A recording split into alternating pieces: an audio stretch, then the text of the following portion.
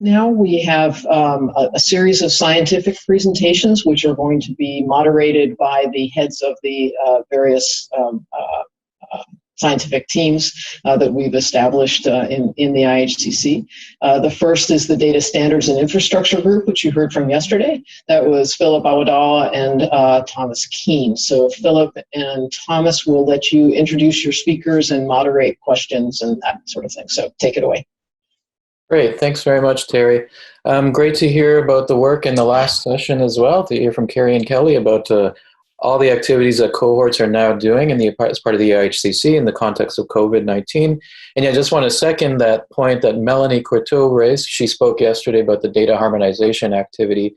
It might be really very interesting to see what we can do in supporting of this activity with through the Team A activity, the portal development data harmonization. So our next set of speakers are going to be speaking in the context of the Team A activity or the data infrastructure activity. So just to highlight our mission statement again here, we heard about this from Thomas's presentation yesterday, that the Team A activity is really in the business of looking and capturing data from the various cohorts and making it interoperable.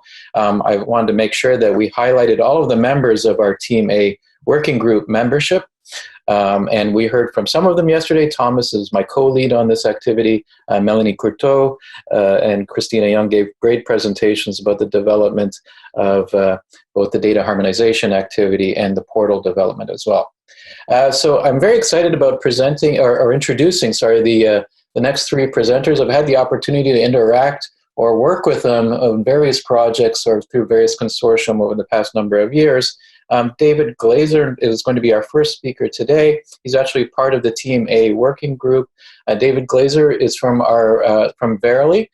He's a great presenter, and he's been working with various capacities as on advisory boards and steering committees with the NIH and other important organizations like that. And so I'm going to turn it over right away to David so that we have enough time for his presentation and our following speakers.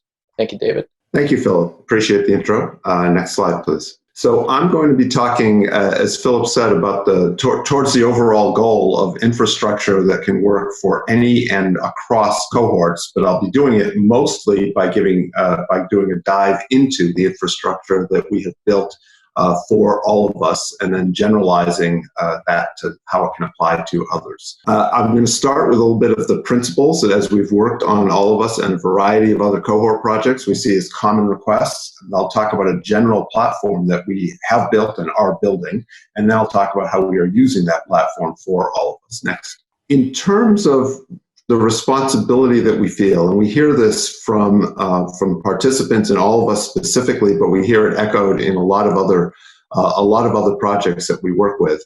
What we hear from participants is what they want from us is both that the data that they contribute be shared as widely as possible. That's why they have consented to take part in research, and that it be shared as wisely as possible because they want to make sure it's used for the right purposes by the right people.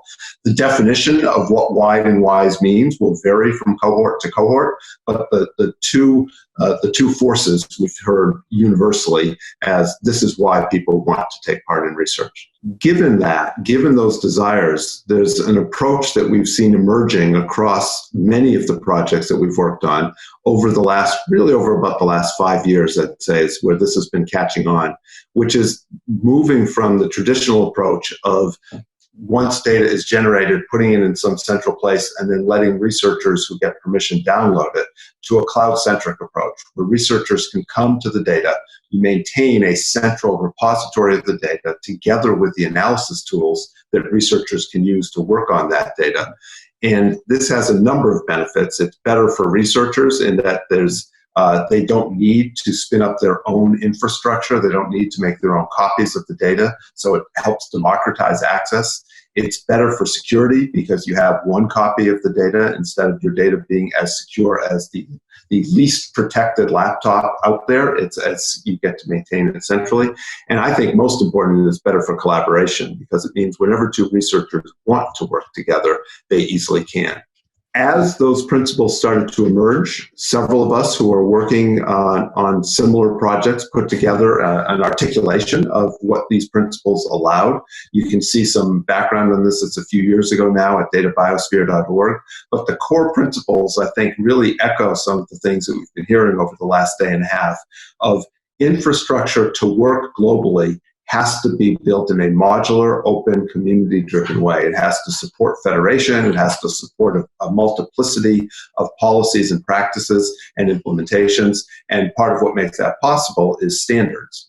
And therefore, we are working, as many of the folks on this call are, with the Global Alliance for Genomics and Health on defining a whole family of standards. This is just some of the standards that really enable a modular world. So I picture, if you think of a standard architecture diagram as being a bunch of boxes and arrows, the GA4GH is providing the arrows that provide a standard way to plug the boxes together. So with those principles, what the teams that I'm fortunate to work with have been doing over the last few years is saying, hey, how can we build a general purpose platform that can be used according to the principles to meet the needs of many specific projects and cohorts?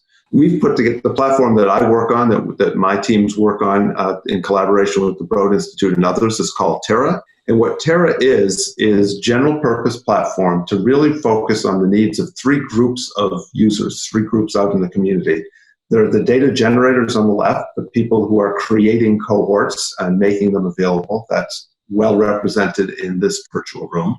There are the tool developers on the right, and the benefit of having common standards and a common platform is more reach for a tool. So once a tool has been built and optimized, it would be nice if it could be applied to all the data in all the places. And then probably the largest and the most directly connected to translation community are at the top, the researchers themselves.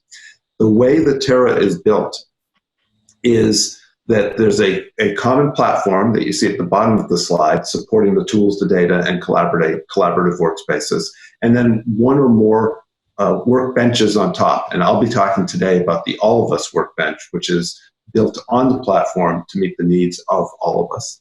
Just go quickly through these. There are a lot of different data sets that people are working with in Terra. There are a lot of different tools that people are using in Terra. So to those two pillars of data and tools, we're trying to become an environment where, and it's a constantly growing list of the tools and the data sets that are accessible by different groups with permissions, of course, inside Terra. So with that as background, that was the think globally part of building infrastructure. Now I'm going to dive into the act locally part and talk about exactly what we're doing to support the All of Us research program. Next. Most of you know this, so I'm just going to take 10 seconds on it. All of Us is the U.S. NIH program enrolling 1 million U.S. participants. Timeline at the bottom is the national launch of enrollment was almost 2 years ago, and we are targeting a researcher launch shortly in the spring, so about 2 years from national launch to first data release. The way the All of Us program is structured is there are many different groups. Most of the groups, I think most, but yeah, certainly most of the groups are involved with collecting data one way or another and providing that information, making it possible. And then the Data and Research Center, which I'm part of, together with Vanderbilt and the Broad, is the place where all the data comes and we make it available to researchers. So what we launched already is the left half of this slide, which is public access to data, so aggregated data across a variety, across all the data that's available to everyone in the world. What we're coming up soon on the launch of is the researcher workbench on the right, which includes a cohort builder and collaborative workspaces. I'll be showing you some pictures of that. The point here that I wanted to make is that when a researcher applies for access, it is not up to me as a technologist to tell them what the rules are for getting access. It's up to me as a technologist to implement the rules defined by the cohort. So in the case of All of Us, this is the process that was defined as the definition of sharing widely and wisely, what it takes to be a researcher. The platform's job is to make sure that whatever the cohort's policies for access are, those policies are implemented as smoothly and efficiently as possible and securely. Once a researcher has access, they get access to this website, the Workbench, and you can see on the Workbench a variety of different tools. So I'm going to go quickly into in the next few slides. The flow of using the Workbench is researchers do their work in collaborative workspaces on the left, and then there's a variety of tools to help them both select the data they want to work and do the analysis of that data. And all of this is backed by a help desk and user support capability to help researchers, whatever their level of skill is, get familiar and comfortable with the tools. So walking left to right on the bottom, you're going to see a little flowchart built up. Once a researcher has gotten access and created a workspace, there's a graphical cohort builder tool that lets them visually go through and select the criteria they want to use to build a sub-cohort. In the initial data release for all of us, the data is survey data on about 200,000 participants with full EHR data on about half of those people. So the cohort builder today supports selecting cohorts based on criteria in EHR data and in surveys. Once you've built a cohort, the next step is you create a data set. Next slide. You create a data set by saying, if you think of a table as rows and columns, the cohort is picking the rows you want to analyze. The data set builder is where you pick the columns. Which of the many variables that are available are the ones that you want to work on? So once you've picked your rows and columns, you've now defined a data set. You can save this data set, give it a name, say, I want to work on this, or maybe I want to collaborate and share it. And then we give you the ability in a managed way to launch a Jupyter Notebooks environment where we take care of all the plumbing and loading the virtual machine and all you have to decide how much compute and memory you want to apply to it. Do you want a Spark cluster or just a single machine? But you just configure that, you pick your language of Python or R, and then you're in a full-on exploration, analysis, and visualization environment where you have access to all the tools that you want to use that are available in both R and Python. That's an example of a visualization of medication sequencing, I believe is what that one's showing. And one of the things the platform offers is a collection of featured workspaces that are pre-built analyses that give you a jumping off ground to say, oh, I see how someone did that, and I want to build from there. I want to thank all the people at the Data and Research Center from a variety of institutions. This picture was taken at Vanderbilt, you can see in the background, who built the great work that I got to show off there. And Phil, not sure if you want to do questions now or at the end, but I'm happy either way. This is really great, David. And so I have a lot of questions. That's probably why I want to start asking questions right away as well. But I'll start with a question from Jeff here on the chat list. In the federated model, what do local sites need to have in terms of resources support? Just thinking about LMIX, for example. So there's a variety of ways with some very straightforward ways to get started. I think the resources that are needed to take advantage of a platform like this, I'll put into two categories. There are computational resources, infrastructure resources, and there are human resources, labor, skills, expertise. And those are both relatively manageable and can easily be, and support can easily be provided. So on the computational side, there are costs that the platform doesn't impose, but there are costs that the underlying cloud infrastructure imposes for storing data and for providing access to compute. Our platform is designed with a concept of compute and data transparency, where we very much get out of the way and just allow people to have a direct relationship there. Those costs, until you get to genomic data, are very modest. With genomic data these days, they're a small fraction of the cost of generating the data, but they're still non-trivial. So I think that in the same way that there need to be funding mechanisms to help low and middle income cohorts cover the costs of generating the data, those same mechanisms, it should be included in the conversation. Hey, we need a relatively small surcharge on the cost of data generation to support the cost of data hosting and availability. The good news is you only have to pay it once. You only have to make that data available once. The platform allows researchers to pay for their own use, their own derived data, so you have choices on how you want to do that. Then the second half of that's the computational half of the answer, is the labor. And there is now a growing body of expertise, and I think this is a standard research collaboration where it's not that complicated to say, oh, I see how you've done it. Let me build on that. Can we get some help with that? I should have said at the beginning, it was mentioned in the Data Biosphere slides, all of the code that we are building for the Terra platform and for the All of Us code on top of it is all open source, which means that it is always possible to extend and adapt as needed. So just related to that last point as well, does Terra have to be used with a particular cloud provider, Amazon, for example, or can it be used on other cloud providers as well? There's design and there's where we are today. So today, Terra is available and optimized for the Google Cloud Platform, and the All of Us program and the other programs that I showed you are all using the Google Cloud Platform storage and compute resources for their analysis. The design and architecture of Terra is multi-cloud, and we are working on that. It's a standard trade-off in technology of best of breed and widely available, and we are making that balance as we go.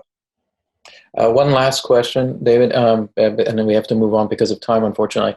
In Terra, are the cloud computation costs paid by the data providers or researchers or both? That's from Matthew McIntyre.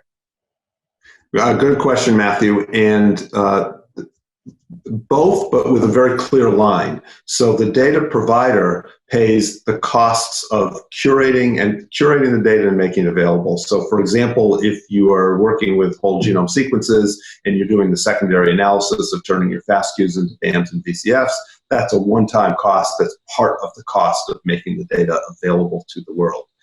The researchers then, when you create one of the workspaces I showed, a researcher who creates it says, and please bill all usage in this workspace to this billing account that I have access to. So you walk into the bar, you put your credit card on the bar, you open up a tab, and then any of your guests are drinking on your tab. But if someone else shows up, they have to open their own tab. That allows those costs to be allocated to the people who do the work. Some of the projects we work with, like All of Us, have chosen to provide credits. So anytime someone walks into the All of Us bar, they get handed a chip saying, hey, first 10 drinks are on me, or first 100 drinks, or whatever it is. But that's a program choice. So that's why it's both, but it's not a free-for-all both. It's a managed both. Great. That's a great analogy, David. It's virtual bars these days as well. It felt appropriate for 5 a.m. somehow. Okay, very good. And thank you very much for doing this at 5 a.m. as well. All right, that was a great presentation, David. And I think we're going to have to now move to our next speaker, which is Alison Motsinger-Reef. And it was great to have Alison. I've known Alison since I think she was starting off her career as an assistant professor in North Carolina. And now Alison's at the NIEHS. She's the director, the branch chief, and senior investigator there. Alison works on a variety of different activities and research activities, developing tools for, I think, machine learning, statistical learning approaches in various contexts, especially in the drug discovery and drug redeployment space, I think, as well. So I'm going to turn this over to you, Alison. It's great to have you. Thank you so much, Philip. It's great to see you. I wish it was in person. But thank you guys for the opportunity. I realize I'm not directly involved in IHCC, but wanted to come in and give a talk. Sort of my first intention was to talk a little bit about how at NIEHS we think about the exposome, measuring the exposome, and really making sure cohorts are building in the infrastructure to think about gene-environment interactions and sort of their importance in common complex disease. So I'm going to talk a little bit about a cohort that I've taken leadership in since moving to NIEHS. And then I'm going to switch at the end, given the COVID-19 situation, to talking a little bit about a data effort that's been a collaboration that includes a dashboard and a lot of data collection related to COVID-19 that just launched last week. So I'll start first introducing the Environmental Polymorphisms Registry, and if you'll move to the next slide, I'll appreciate it.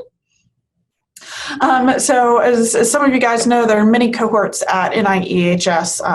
In general, most of them not to that 100,000 mark, but a good number of them with very substantial sample sizes that have genetic data. And like I said, one that I'm working in directly is the Environmental Polymorphisms Registry. So by comparison here, it's not a huge cohort, but it's a growing one and decent sample size here. So the EPR is a health exposure, medical and genomics now cohort, and a resource for interrogating gene-environment interactions. We've got just a little over 17,000 participants in the cohort, and I gave you a snapshot of demographics if you're interested, but it is a relatively diverse cohort as well, based mostly in North Carolina, a few in South Carolina and Virginia. And we've got diverse data streams that are available. I'm going to highlight here our survey data that really gets at sort of health and exposure and incorporates a lot of validated questionnaires from things like the Nurses' Health Study, those sorts of things, but also new questionnaires that we're calling 2 different Exposome surveys to get at more detailed environmental exposure. Also pulling in GIS exposure estimates, and I'll talk briefly there. We've just made major efforts to integrate with electronic health records here, first from UNC Chapel Hill, and we've got about 3,800 participants in the UNC health system, and moving towards, by early fall, working with Duke Medicine as well to incorporate their health records. And between those 2 health systems, they cover a lot of the state of North Carolina, and have recently collected whole genome sequencing. In total, we'll do about 4,700. We were doing the whole genome sequencing right when COVID-19 shut down the broad, so our first analysis is we've got about 4,000 of those back already, and the next 700 are the first thing Broad will run when they reopen. So to talk a little bit about how we think about really phenotyping the environment and the exposome, like I said, we've got health and exposure surveys that really incorporate what most epidemiological cohorts will sort of ask. And again, we used well-established questionnaire kind of things. So self-report diagnosed disease, a lot of information on occupation, exposure, family health, lifestyle, a lot of what you're typically seeing in epidemiological cohorts. We also then have Exposome surveys, and we split them into 2, where we've got questionnaires that get at external exposome, so things like residential characteristics, chemical and metal exposures, workplace characteristics, hobby-related exposures, UV exposures, etc. And we do have biobanked samples to be able to, as we find things, go collect, sort of go back to nail samples and other tissue samples where we can directly measure exposures to match up the survey. Exposome B is your internal exposome, vitamin, supplement, medications, physical activity, stress, infectious diseases, sleep, diet, all those sorts of things are in Exposome B. We're also pulling together a growing appendium of GIS exposure estimates. So we have everybody's residential address. We have both their current address and we have addresses going back in time. And for every participant, we at least have their current address and the address where they spent the majority of their childhood, knowing that sort of majority could be a different amount of time for different people. So we've got sort of childhood exposure and adult current exposure. So this is things like distance to airports, the CAFOS sort of agricultural sites, cell towers, drinking water, dry cleaning, sort of deposit sites, hazardous waste, highways, nuclear sites, a growing list of these sort of GIS exposure estimates. And we're, like I said, presently, like I said, we've got most of our genotype data back and are currently in that acute stage of sort of QC analysis, initial kind of mapping, where our focus is really going to be on the gene environment interaction kind of space with polygenic risk scores by environmental exposures. We can really look at pleiotropy. We've got a diverse cohort for admixture mapping and exposome assessment, a number of disease-specific projects. Our most exciting sort of current results in the first draft papers are looking at things like immune-mediated diseases and looking at shared environmental components of some of those, and have the capacity for callback and sort of deep phenotyping, moving to pulmonary function beyond just asthma. We can call back patients to get more deep phenotyping. So here, I'm actually going to switch gears a little bit and talk about a separate project that I've been working on with folks at NC State University as well as Texas A&M, and a data dashboard and resource that went available last week that's really given us some pretty deep experience in what big data is available for the COVID-19 pandemic in the US. Unfortunately, this is entirely US based right now because that's what's available. So here I want to talk about this COVID-19 Pandemic Vulnerability Index. So this is a dashboard that includes both a container and toolkit. On one hand, this is a set of analysis tools that you could bring your own data to and do sort of modeling and visualization. And it is also our best model presented as sort of the default resource within here. So certainly as we think about sort of decisions that are going to have to be made, we're going to need to understand which communities are most vulnerable to becoming the next public health hotspot. And that hotspot could refer to sort of increased number of cases, or it may be case fatality kind of hotspots. Questions on what drives community-specific vulnerability, right? There's certainly different demographics at the county level and percentage of people with comorbidities, and different sort of county level risks on things that are emerging to be associated, like air pollution and PM 2.5. So being able to understand and communicate to decision makers what those specific local vulnerabilities are is important. And we're starting to communicate even sort of up through DHHS to FEMA and those sort of organizations and sharing this tool. Right. So ultimately, you can decide where should interventions be focused or eventually relaxed. So we've pulled in a number of data streams, some that are static and a lot that are dynamic. And this dashboard and tool updates daily for everything that's dynamic.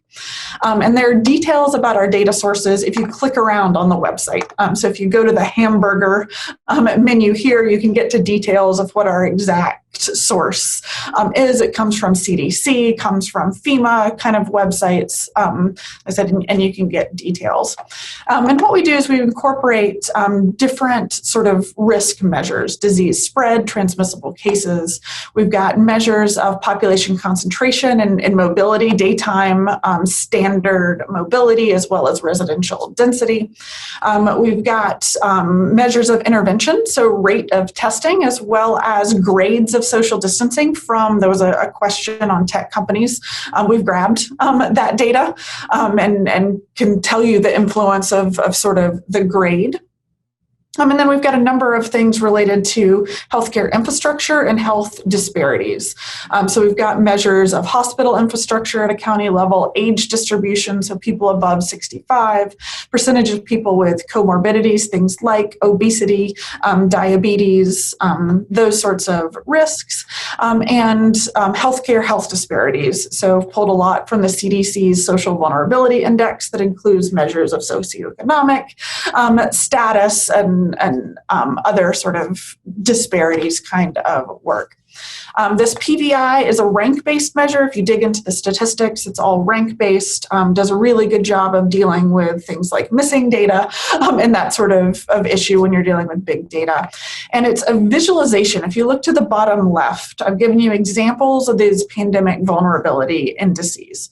So in the visualization, it's a simple pie chart where ultimately the smaller the slice, the better. The larger the slice, the increased vulnerability. And everything is scaled so that direction of effect is consistent.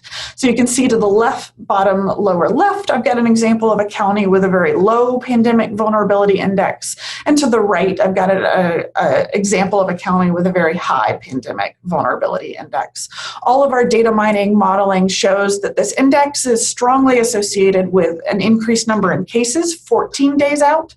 So today's PVI does a very good job of predicting new case outcomes 14 days out, and mortality another week, another 7 to 9 days after that.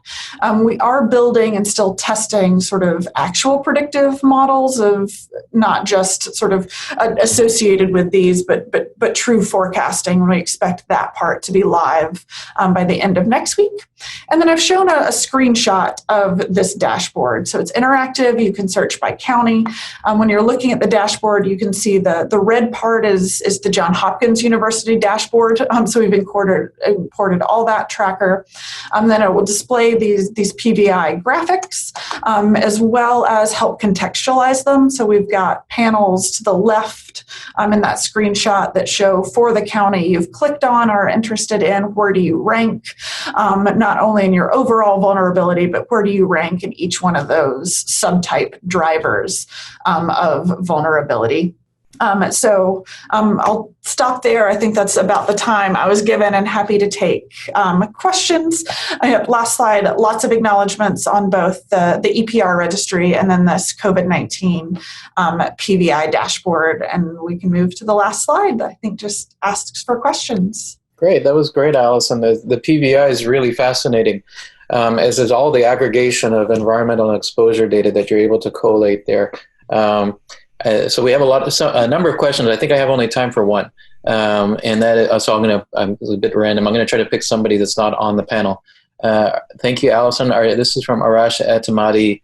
Are you aware of any COVID-related studies within the NIHS cohorts? Example, the sister study. Yep. Almost every cohort has now either deployed the Harvard Symptom Tracker app or another similar one. So Sister Study is doing it. Ag Health is doing it. So I don't know of any cohort that isn't incorporating COVID-19 in some level. EPR is as well. Okay, I'm going to take the moderator's prerogative and ask another question from the panel, from the attendees. Want to hear more about the all-cause mortality as a marker for the pandemic. A little more detail there, please. So that's on our list of data to grab. It's a little bit harder. So like I said, this has been a really rapid effort as we grab data streams to put into PVI. The website gives you details of what outcomes we've done. We are actively pulling in the 2 data streams that this week the team is grabbing. Can we get to excess mortality? It's a little more complicated because you've got to get to expected mortalities and do a little bit more modeling. And we have already grabbed, though it's not launched, Facebook's tracker app. So we've reached out to do sort of like the Harvard Symptom Tracker app, but that requires IRB approvals, and the Facebook data is publicly available. It is extremely sparse right now, but looking at as it fills in about 2 weeks from now, we'll have at least Facebook's measure of symptoms as well. Great. Okay, thank you very much, Allison. It was a great presentation. We're going to move on to our next speaker, please.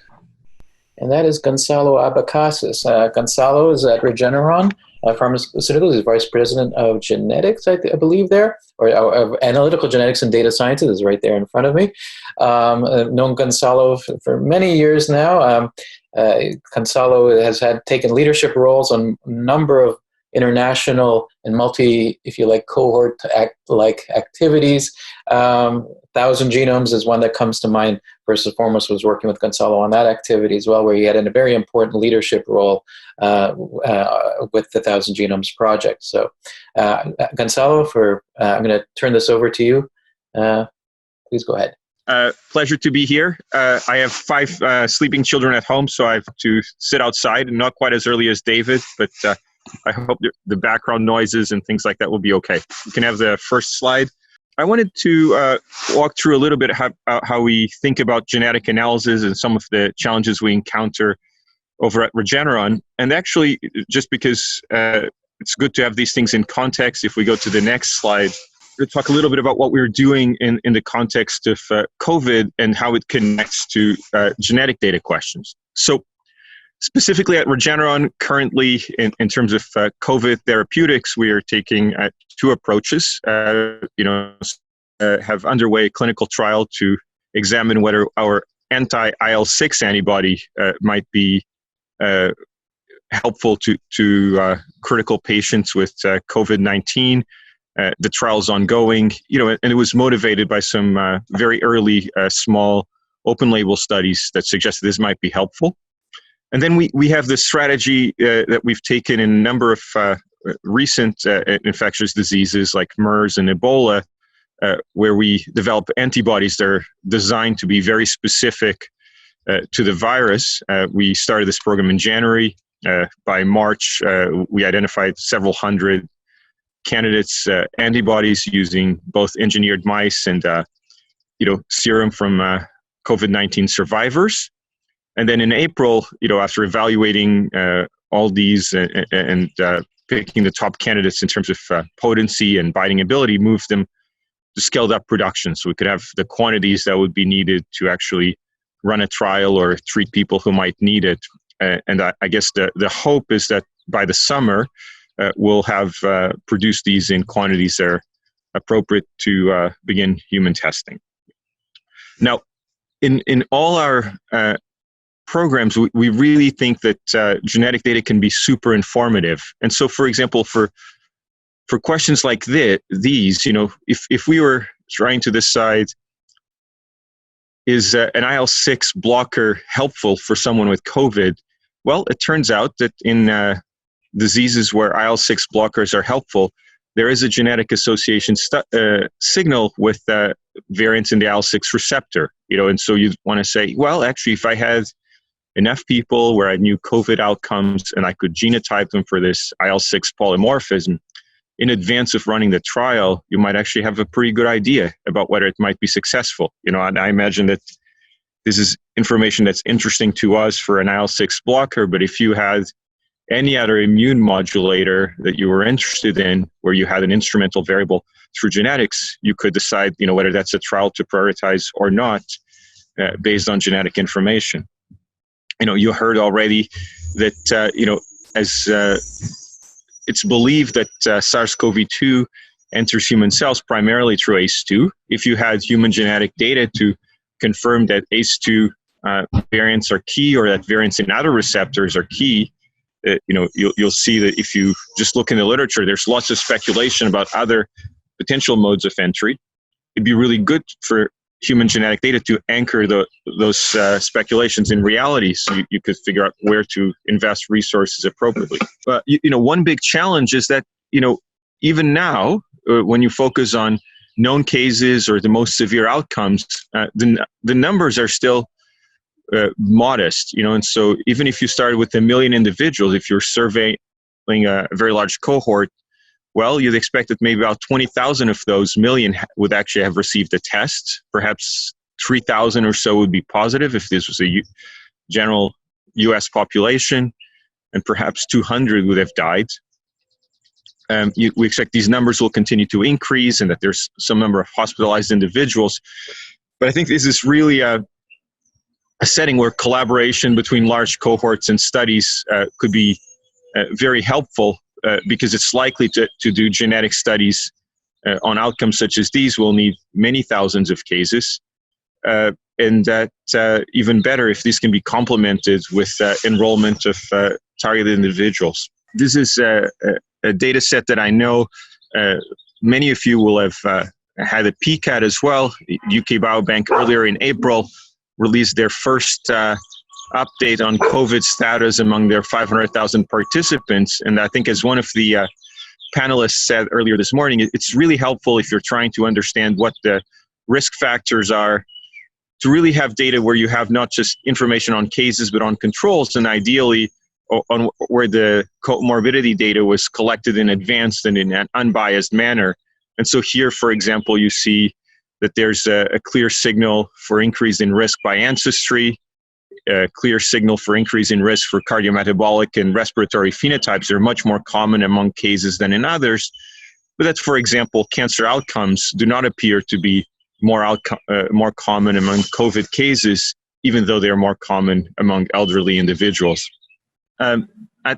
We take a number of approaches for genetic analysis, where we start both with large population samples like UK Biobank or our collaboration with Geisinger, the Mayo Clinic, and Penn Medicine, but try and complement these with both enrichment on individual phenotypes, if you want to study rare outcomes, and I would claim that COVID, for now, at least in the severe end of the spectrum, is still one of those.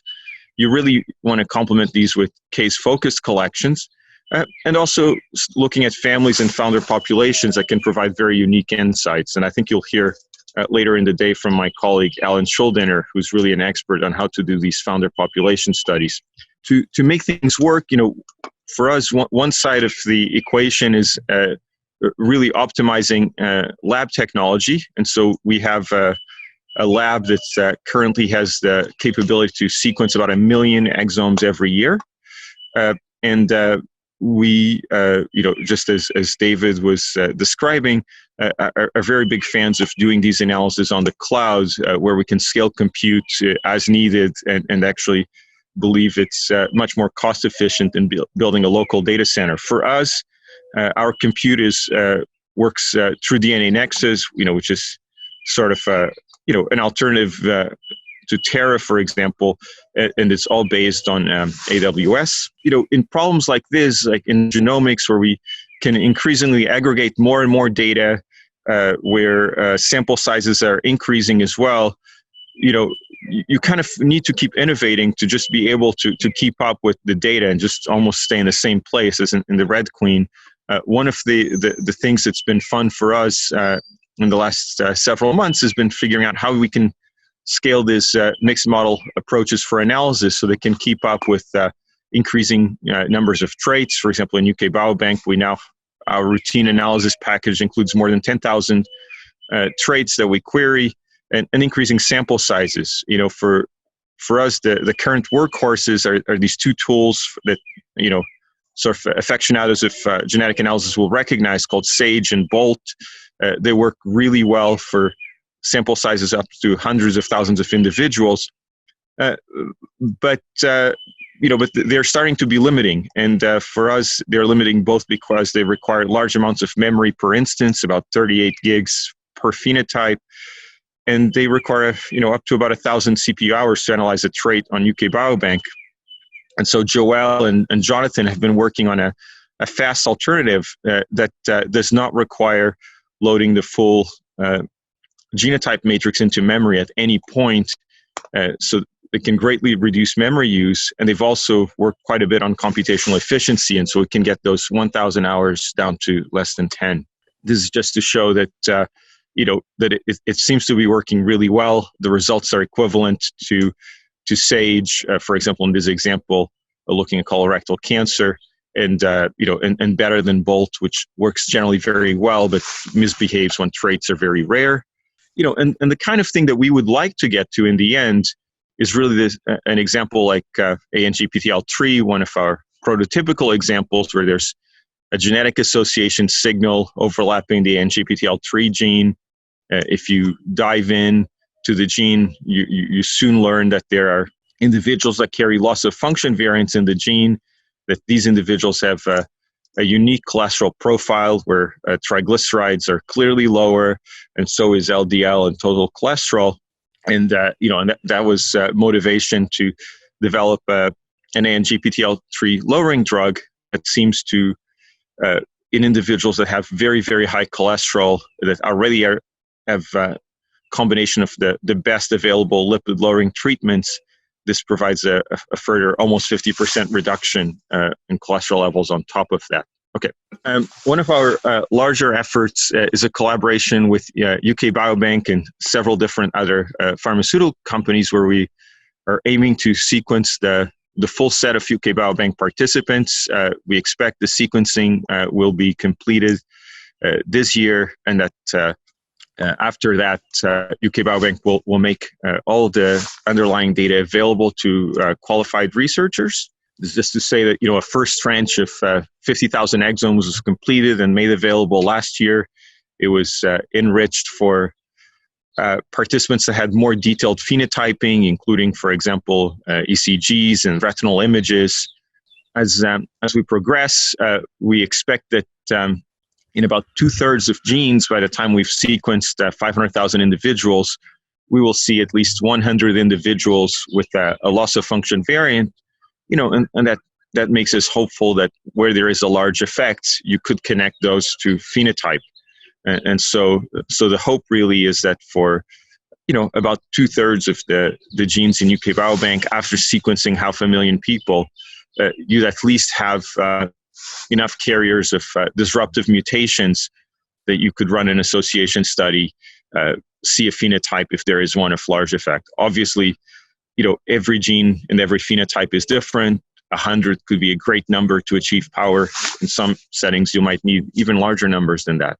In the first 50,000 exomes, just looking for positive controls, there were several signals that you might expect, ranging from very large effect sizes. For example, mutations in calreticulin increase risk of cancer by over 800-fold, or in Titin increase risk of cardiomyopathy by about 10-fold. But if as numbers increase, and if you go to the next slide, you'll see that the number of positive controls also increases very rapidly. And so, for example, as the number of exomes increase from 50,000 to 150,000, we now have, over 50 genes where loss of function variants, loss of function of the gene is associated with a medical condition. And this number is growing really rapidly, so fast that obviously it doesn't fit in a single slide anymore. Now, these are just the previously known findings, but it's always reassuring and good to be able to recapitulate those. Okay, one of the really interesting and fascinating things when you have a deeply phenotyped sample is the ability to start with any particular genetic variant and dive deeply into what it does. And so, for example, if you look at APOE4, one of the very well-known risk alleles for Alzheimer's disease, you can look at the imaging data in Biobank and see that it's associated with several changes in imaging phenotypes that are measured there.